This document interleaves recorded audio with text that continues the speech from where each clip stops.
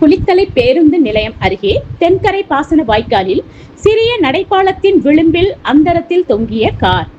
தஞ்சை மாவட்டம் கும்பகோணம் பகுதியைச் சேர்ந்தவர் முகமது.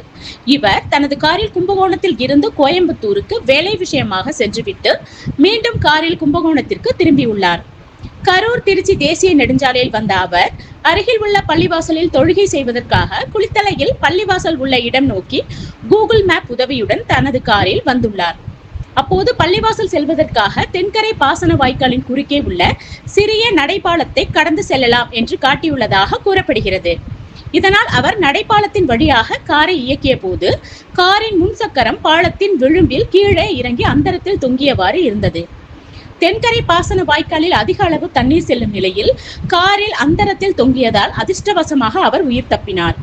உடனே அருகில் இருந்தவர்கள் அவரை கிரேன் உதவியின் மூலம் மீட்டு காரின் பாலத்தின் விளிம்பிலிருந்து தூக்கி மீட்கப்பட்டது.